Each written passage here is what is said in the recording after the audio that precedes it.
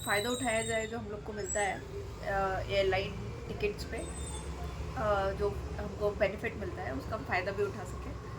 तो SLT बोलते हैं उसको, मतलब बेसिकली हमको थोड़ा सा टैक्स देना पड़ता है और कुछ एक्स्ट्रा थोड़े बहुत 400-500 रुपये देने पड़ते हैं। तो इसके जाते मतलब हमारे जो स्लीपर का टिकट होता है ना ट्रेन का अपना, बिल्कुल वैसे मतलब उतना ही टिकट हो जाता है। तो बट उसका उसका फ़ायदा उठाने के लिए भी तो छुट्टी चाहिए ना, तो देती ही नहीं है वो छुट्टी इतनी, तो क्या ही करोगे फिर। उसके बाद फिर मैंने बोला कि यार क्या किया जाए। तो मैं और मेरी फ्रेंड तो क्लियर थी कि उसको एयरलाइंस में रहना है, क्योंकि वो उसका जो एजुकेशनल बैकग्राउंड था वो कॉमर्स का था, तो उसको शायद उसमें इसमें इंटरेस्ट था कि हाँ यार एयरलाइंस का लाइफ उसको बड़ा फैसिनेटिंग लगता था, बड़ा बढ़िया लगता था। तो बहुत अच्छा उसको लगा कि हाँ हाँ ठीक है कोई बात नहीं, हम तो प्रमोशन लेके एयरलाइन चेंज कर लेंगे, फिर सैलरी बढ़ जाएगी। हाँ ये मुझे भी लॉजिकल लगा कि मेरे को लगा हाँ ठीक है यार, अब जो है यही है, it is what it is. और उसके बाद फिर हम इस चीज़ को कंटिन्यू करते हैं। तो थोड़ा सा मन मार के मैंने काम करना स्टार्ट किया, दोबारा से लग गई काम पे। हाँ ठीक है करेंगे करेंगे करते रहेंगे, कुछ तो अच्छा होगा, कुछ प्रमोशन होगा ये और वो। लेकिन फिर कुछ टाइम काम करने के बाद मुझे लगा कि यार अभी भी यार मौका गया तो नहीं है मेरे हाथ से, चांस गया तो नहीं है, कुछ और देख सकते हैं, नहीं तो इस एयरपोर्ट के अंदर ही पूरी ज़िंदगी निकल जाएगी। और सही बताऊँ तो इतना फैसिनेटिंग नहीं, मतलब घुटन होने लगती है एक टाइम के बाद, अगर आपने बहुत लॉन्ग टर्म आपने सोचा नहीं होगा अगर आपको ऐसी जगह काम करना है, मतलब आपकी पर्सनैलिटी पर डिपेंड करता है बेसिकली। तो मुझे लगा कि यार क्या करना चाहिए। तो मैंने सोचा कि यार एक बार ट्राई करते हैं बाहर। जो मेरा एजुकेशनल बैकग्राउंड है वो टेक्निकल है, मतलब मैंने BTech किया हुआ है, और वहाँ पे बहुत ही कम लोग थे, 2-3 लोग थे मेरे साथ ट्रेनिंग में टेक्निकल बैकग्राउंड से, और बाकी सारे कॉमर्स या BSc या ऐसी वाली डिग्रीज के थे, मतलब टेक्निकल डिग्री वाले 2-3 लोग ही थे जो मेरे साथ थे।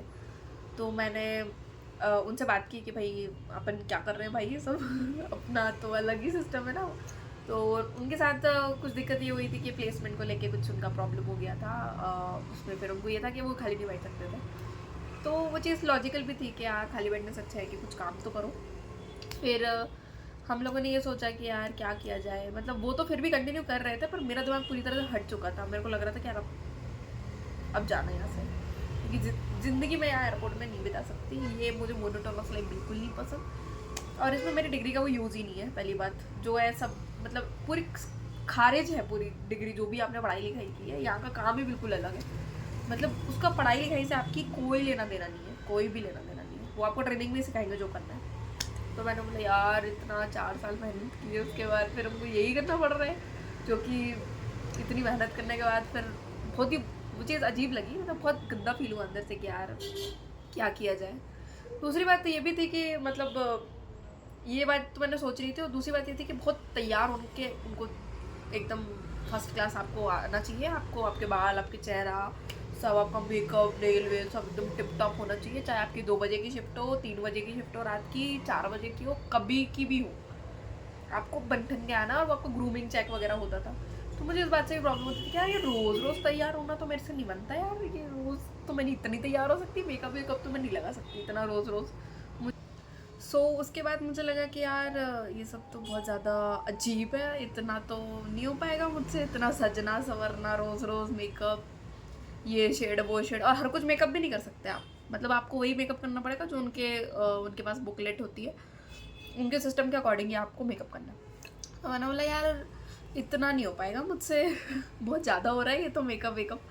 उसके बाद फिर मैंने सोचा, मैंने एनालाइज़ किया कि हाँ यार अब क्या किया जा सकता है, क्या क्या यहाँ पे 2-3 साल में सर्वाइव कर सकती हूँ, मतलब तो पूरा करियर ही एयरपोर्ट के अंदर बीत जाएगा, बस लोकेशन ही चेंज होगी, बाकी एयरपोर्ट तो सेम ही रहेगा। तो मैंने खूब सोचा इस बारे में, तो मुझे लगा कि यार कुछ मेजर चीज़ें ये हैं कि यहाँ पे सिर्फ एक दिन का ऑफ है, वो भी रोटेशनल ऑफ है, मतलब संडे को होगा ऐसा ज़रूरी नहीं है। तो मतलब यही है कि मेजर फेस्टिवल्स पे आप अपने घर पे नहीं रह सकते, क्योंकि आपको हमेशा छुट्टी मिले ऐसा ज़रूरी नहीं है। तो मतलब कुछ अच्छे बड़े बड़े फेस्टिवल है तो हो सकता है आपको उस टाइम ड्यूटी करनी पड़े और आप अपनी फैमिली वालों के साथ ना रहो उस टाइम पे। तो ये भी एक बहुत बड़ी प्रॉब्लम थी ऊपर से। और एक ये भी था कि हाँ कि आपको मतलब हर शिफ्ट आपकी चेंज होती रहेगी, तो ऐसा नहीं है कि आपकी एक शिफ्ट हमेशा रहेगी। तो मतलब मान लो कोई 2 बजे की रात की शिफ्ट है तो उसको 1-2 घंटे पहले तो उठना पड़ेगा एटलीस्ट, 12 बजे। कब सोएगा वो, कब खाएगा, कब पिएगा, पूरा मतलब आपके रूटीन की पूरी बैंड बच जाती है। तो मतलब आपका पूरा स्लीप साइकिल बिगड़ जाता है, आपका पूरा ईटिंग हैबिट सब बेकार हो जाती है। जो मिल रहा है वही खाना पड़ेगा, जहाँ जैसा मिल रहा है वही खाना पड़ेगा। तो मतलब बड़ा ही अजीब सिस्टम है यार ये वाला तो, क्योंकि आपका हेल्थ तो पूरी ऐसी तैसी ही हो जाती है हेल्थ की। मतलब बहुत सारे लोग जिनको अलग अलग मतलब रहने की आदत है, अलग अलग मतलब सिचुएशन में, जैसे कि उनको कभी भी उठने में कोई दिक्कत नहीं है, कुछ भी खा लेंगे या फिर कभी भी खा लेंगे तो उनका बॉडी इफेक्ट नहीं करेगा। लेकिन ऐसा नहीं है, मुझे ऐसा है कि एक रूटीन चाहिए, एक प्रॉपर रूटीन चाहिए। वो रूटीन के साथ मेरी छेड़छाड़ी हुई तो फिर मेरा भी कबाड़ा हो जाता है। तो ये सब मैंने देखा कि यार ये भी चीज़ें हैं, प्रॉब्लम है। और फेस्टिवल्स पे भी आप घर नहीं रह सकते, मतलब घर नहीं जा सकते, कभी कभी जा सकते हो, कभी नहीं जा सकते। तो ये तो बहुत अजीब मुझे लगा कि यार ऐसा तो नहीं होना चाहिए। तो फिर यार मतलब, और पता ही इंडिगो वाले पता करते क्या है, हायर ही नहीं करते लोग बागों। मतलब इनके पास इतनी शॉर्टेज है मतलब उसकी स्टाफ की, ये हायर ही नहीं करते। मैंने बोला कि यार हमारी हमको इतना गधा मजदूरी करवाने से अच्छा आप और लोग हायर करो, और मतलब और हम जो एग्जिस्टिंग लोग हैं उनकी लाइफ थोड़ी इजी हो जाएगी। काम तो आपका चल ही रहा है, प्रॉफिट तो आपका चल ही रहा है।